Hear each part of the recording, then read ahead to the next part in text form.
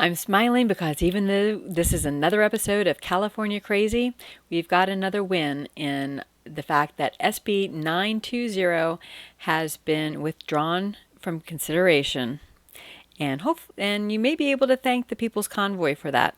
Hello and welcome to Sweet Home California. My name is Jennifer, and I know there are going to be people out there that don't think the People's Convoy had anything to do with it, but they had a list of 10 bills that they left DC to come all the way back to California to bring the light of day to and to help encourage people to protest.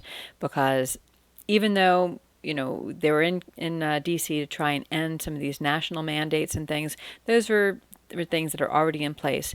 They felt so strongly about these 10 bills that are going on in being considered in California that they wanted to come back, because once they're passed in California, things in California don't stay in California. They tend to spread like a cancer. So SB 920 is about the Medical Board of California investigations and records requests.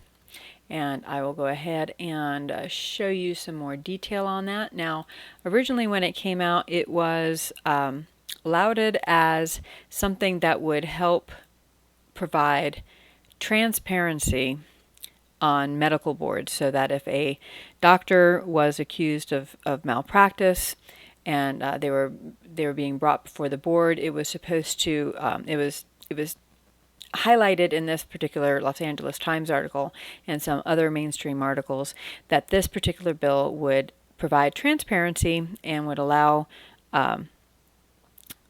patients that had been harmed by these doctors to be informed of actions being taken. But if that had been all it was, I would have been, wow, that's great, let's go for it. But that's not all it is.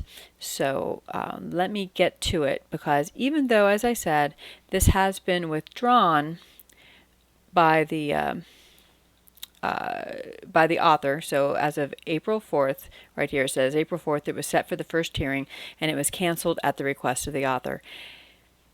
Don't know why it was withdrawn, but my thinking is that they were probably getting too much attention on this bill, so anyhow, why is this something that was being targeted by the People's Convoy? Let's read about it, because it wasn't just about helping ensure that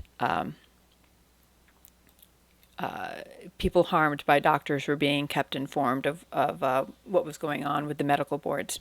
So let's go ahead and read it here. So, introduced by Senator Hurtado, February 3rd, they are going to amend sections of 2220.5 and 2330, going to add a section to 2220, and this has to do with the Business and Professions Code relating to the healing arts.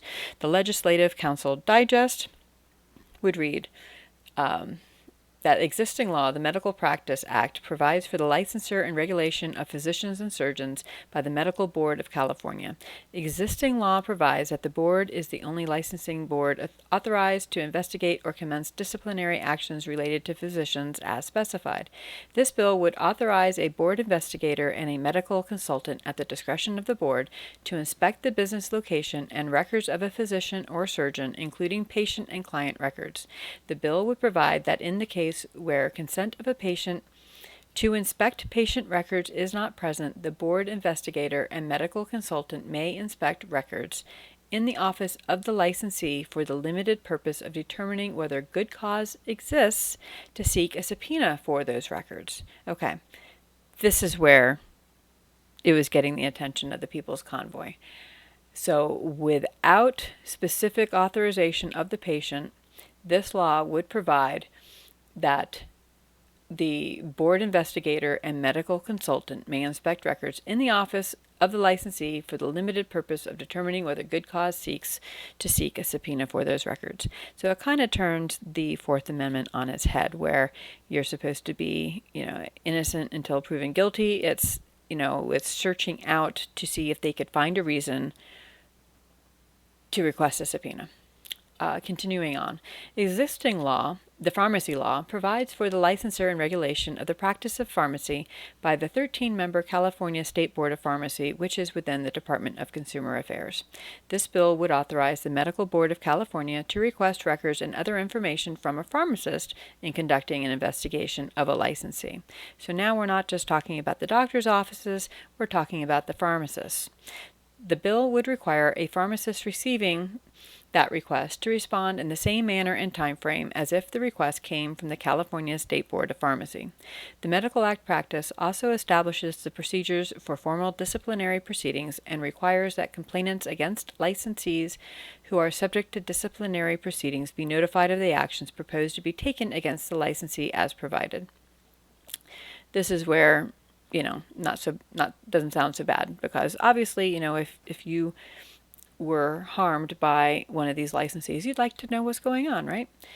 To continue, the Act allows complainants the opportunity to provide a statement to the Deputy Attorney General from the Health Quality Enforcement Section who is assigned the case. Under the Act, these statements are not considered for purposes of adjudication, but may be considered after final adjudication for purposes of setting generally applicable policies and standards. So I'm not sure, based on that, how good that is after all, because those statements are only going to be used apparently for setting general applicable policies and standards after final adjudication. But then it goes on to kind of contradict itself, where it says this bill would also allow these statements to be considered for purposes of adjudication and would require these statements to be made under penalty of perjury. By expanding the crime of perjury, this bill would impose a state-mandated local program. And the California Constitution requires the state to reimburse local agencies and school districts for certain costs mandated by the state. Statutory provisions establish procedures for making that reimbursement. This bill would provide that no reimbursement is required by this act for a specified reason. Because apparently, if you make a new law or make a new misdemeanor, then the state of California does not have to reimburse the costs that they are imposing upon local districts. Yeah. Okay, so anyhow, to continue, the people of the state of California do enact as follows. Section 1 of Section 2220.5, the Business and Professions Code, is amended to read. Paragraph A. The Medical Board of California is the only licensing board that is authorized to investigate or commence disciplinary actions relating to physicians and surgeons who have been issued a certificate pursuant to Section 2050. Subparagraph 1. At the discretion of the board, as part of an investigation, a board investigator and a medical consultant may inspect the business location and records of a physician or surgeon, including patient and client records. Subparagraph 2. If the board does not have the consent of the patient to inspect the patient's records, a board investigator and a medical consultant may inspect records in the office of a licensee for the limited purpose of determining whether good cause exists to seek an investigative subpoena for those records. Why don't they just ask the patient if they can look at their records? And if they say no, then the answer is no. Subparagraph B. For purposes of this section, quote, investigate or commence disciplinary actions, unquote, shall mean written, oral, or telephonic communication with a physician or surgeon concerning the violation of the Medical Practice Act or any other provision of this division. Subparagraph C. Written complaints that are subject to Section 43.96 of the Civil Code relating to the professional conduct or professional competence of physicians and surgeons shall be processed in accordance with that section. Section 2 of Section 2220.8 is added to the Business Professions Code to read. Paragraph A. As part of an investigation, the board may request records and other information from a pharmacist licensed under the Pharmacy Law, Chapter 9, commencing with Section 4000. Subparagraph B. Upon receiving a request from the board, a pharmacist shall respond in the same manner and time frame as if the request came from the California State Board of Pharmacy. Notwithstanding Section 2314, the violation of this section is not a misdemeanor. Somebody who's a lawyer, please explain to me what that means, notwithstanding Section 2314, that this section is not a misdemeanor. Does that mean, does it matter what Section 2314 says? What does 2314 say? I don't know. I'll have to go and look for it. But if you're a lawyer and you know anything about this, please put your thoughts and comments in down below. Appreciate it. Section 3 of Section 2330 of the Business and Professions Code is amended to read: Paragraph A, complainants against licensees of the board, including licensees of allied health boards within the jurisdiction of the board and the Board of Podiatric Medicine, I think that's a foot doctor, who are subject to formal disciplinary proceedings shall be notified of the actions proposed to be taken against the licensee. This notification shall be provided only to complainants who are known to the boards. Subsection B, 1. Complainant shall be given an opportunity to provide a statement to the Deputy Attorney General from the Health Quality Enforcement Section who is assigned the case. These statements shall be considered by a panel of the division, the Board of Podiatric Medicine, or other board for purposes of adjudicating the case to which the statement pertains. These statements may also be considered by the division or those boards after the case is finally adjudicated for purposes of setting generally applicable policies and standards. Subparagraph 2, any statement made pursuant to paragraph 1 shall be made under penalty of perjury.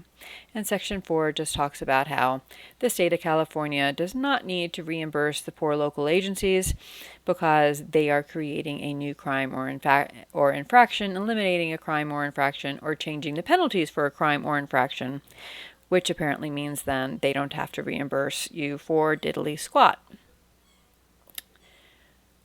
So that is where the problem lies. The problem lies in that this is about patient privacy.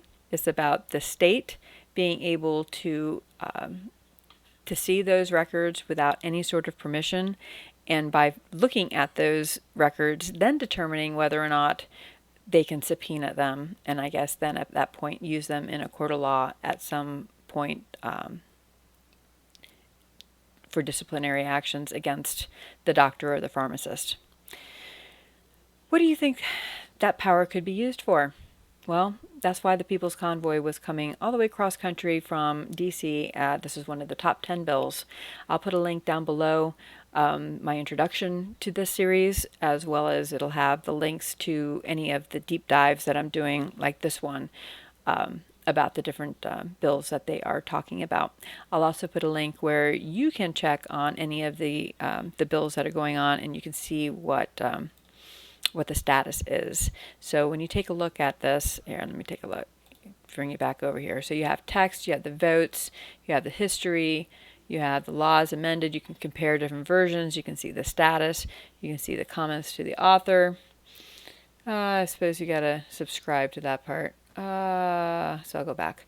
But anyhow, you can see like the status. This is where I found that as of the 4th, they had canceled the request. They had canceled at the request of the author. So anyhow, let me know your thoughts. Did the People's Convoy have anything to do with this?